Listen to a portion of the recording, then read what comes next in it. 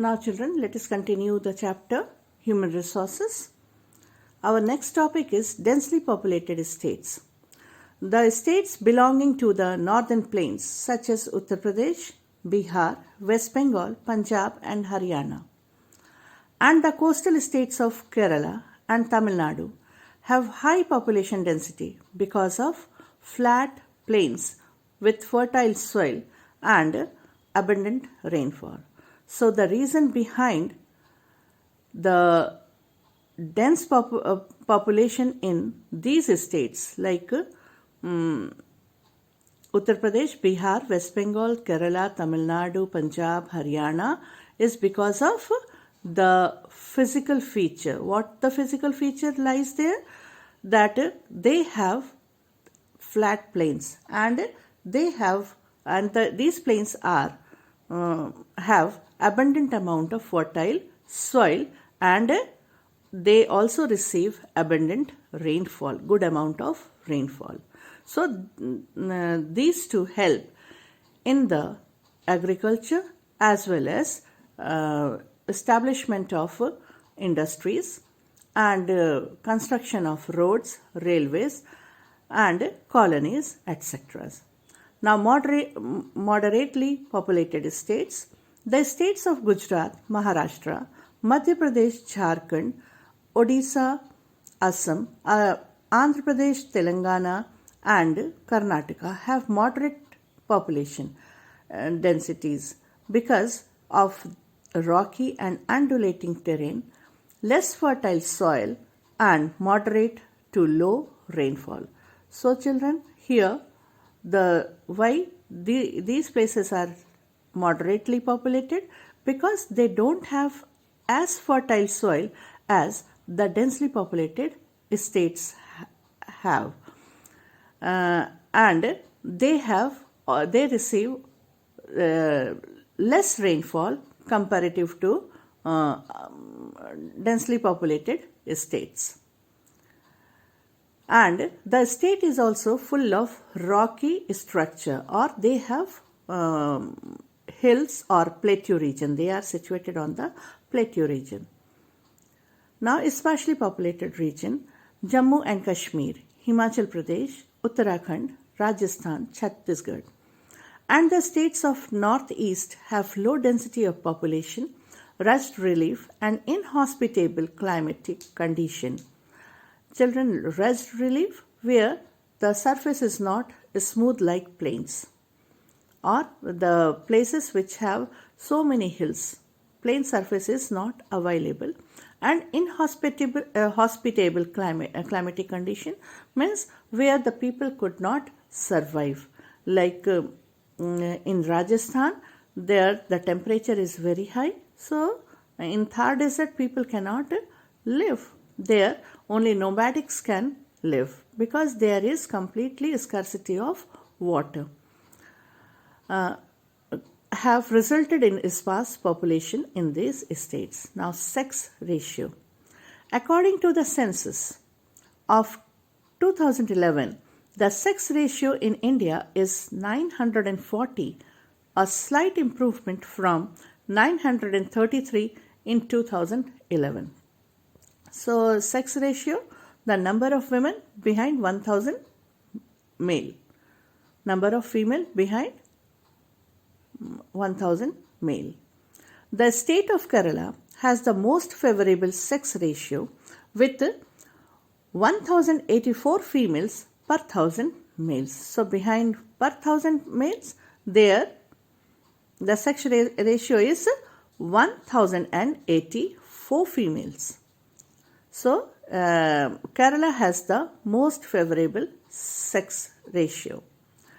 The reasons responsible for this difference are high literacy, increasing rate of employment among women, and high levels of awareness among people.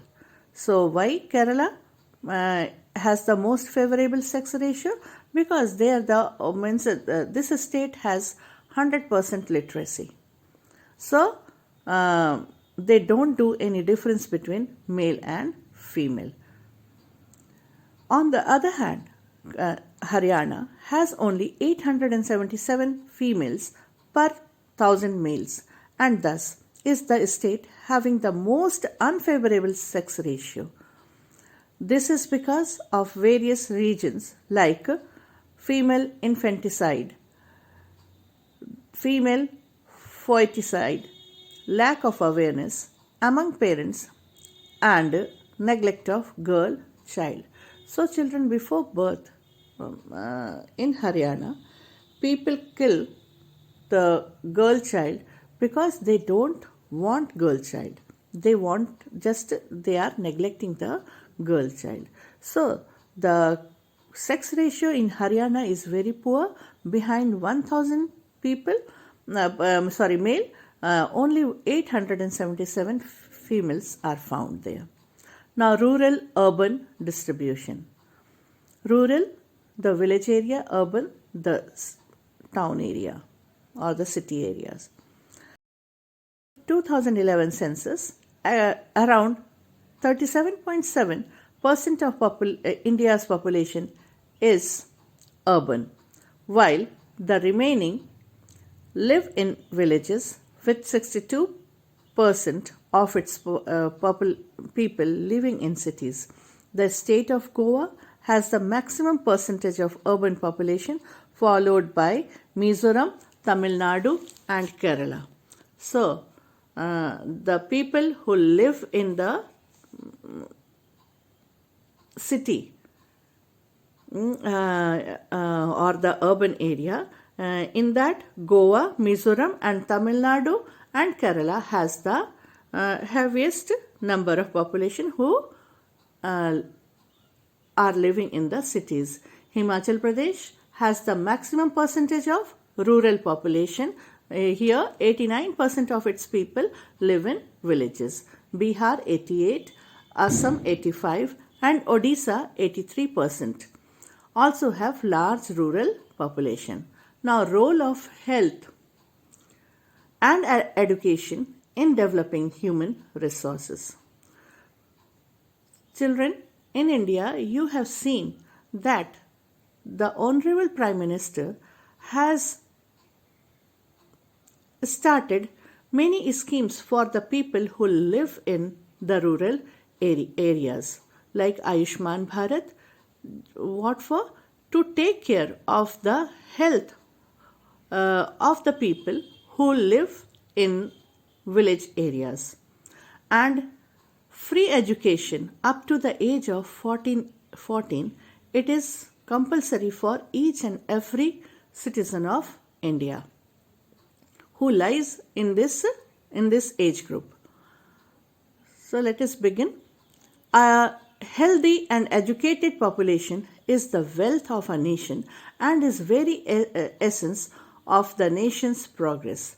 So without health and education, we cannot think the progress of our country. So there the measures of a country's development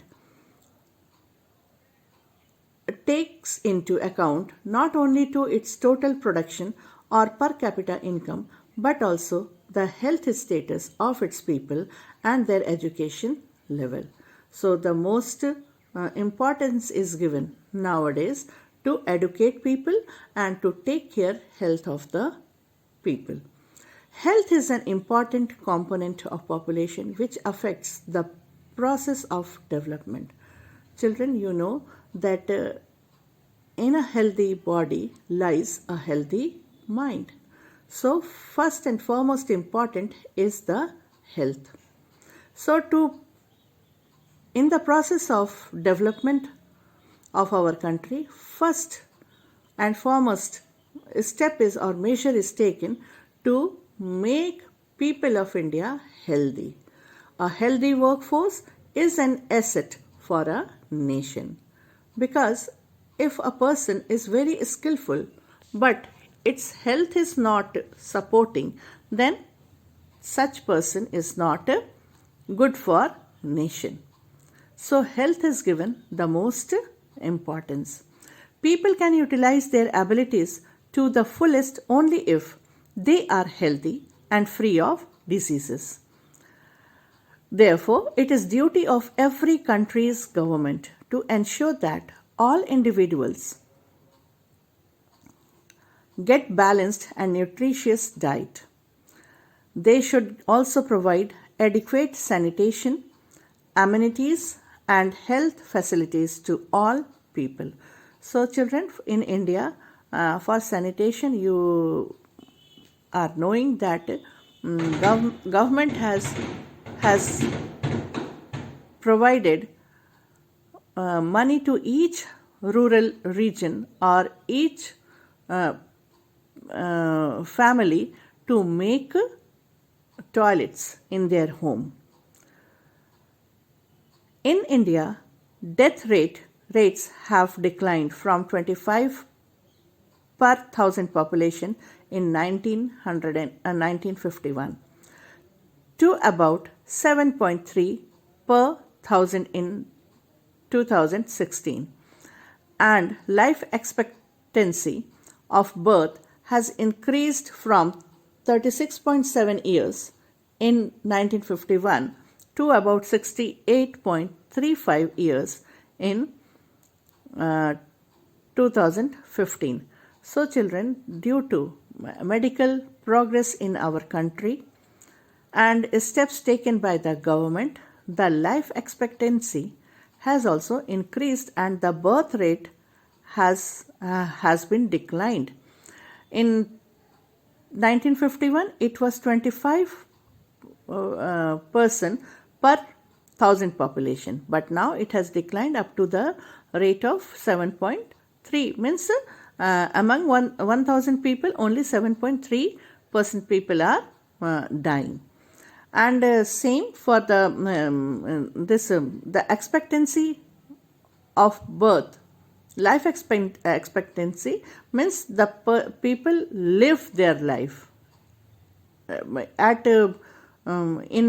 1951, it was just 36.7 years, but now it has increased up to 68.35 years in 2015.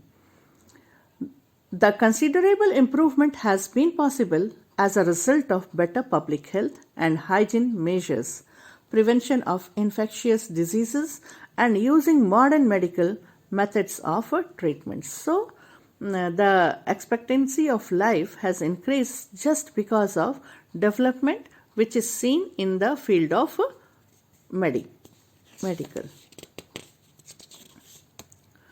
So, in this video, children, up to here. Thank you, children.